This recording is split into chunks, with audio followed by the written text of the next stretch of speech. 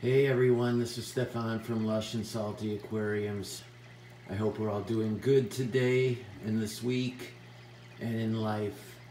This is my crazy, unorthodox, wild planted tank, and I'm going to give you an update on it.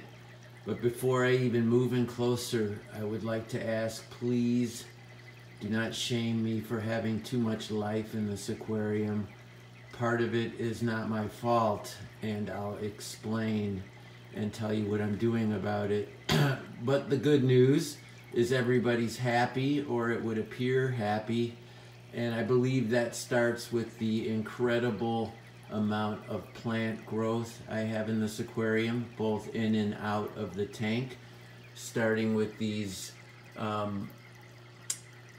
emerged plants, and there are several varieties. I have pothos, I have creeping Jenny, and I have wandering Jew, and I have these simple potted plant varieties.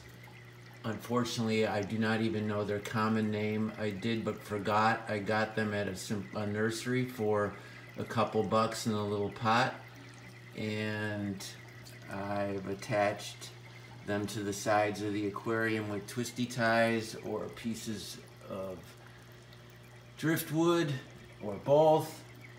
In this case, I used a chopstick to brace the plant, and the root structures grow down and amongst the aquarium, providing both a natural filtration, pulling in the fish waste, as well as decoration, being part of this incredible root structure, and floating plants, which include guppy grass and duckweed and frogbit, perhaps some anarchus in there, simple goldfish weed.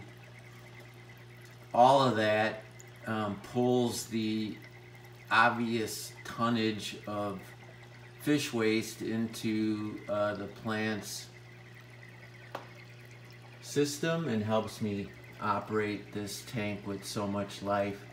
You see this gorgeous platinum betta. It's one of 5 I received when I only paid for 1, so I had to put them in all my different aquariums, and this was one of them.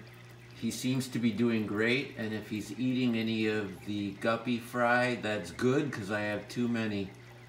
You see a fraternity of guppies. These are all 2nd, 3rd, 4th generation from 2 that I bought over a year ago for a tiny jar aquarium, and now I've got all of these offspring. I've tried to take the females out, but there's 1 or 2 still in there that I could not get without disrupting the tank. And here's a huge one. So the overpopulation probably begins and starts with her. It's as much her fault as it is mine. I know in the Me Too movement I need to own my part, and I am. I do have apologies, but other than destroying some of these fish, I'm not sure what I could do with them. I do feed babies to my reef tank. I do give some away to the local fish store, but guppies are guppies. In any event, all the creatures are happy, and I do love this tank. If I noticed fin rot or any other kind of disease, I would take more drastic measures, but since everything seems to be doing pretty well, I just kind of go with it. I'm gonna go in close so you can get a peek through the reflection at these fancy, I call them flame tail guppies. They start with just that gorgeous flame tail, but then they grow out and become more like that one there. I almost wish they stayed with the shorter fan, kind of like a clown killifish, but they do get these long and flowy tails, which are pretty too. I have moved some of these males into other tanks, but the little ones keep growing and getting bigger. Inside this tank are also some least killifish. There's 2 there. Another live bear. And then Ottos, which are fat and happy, and pygmy Cory, which are doing well.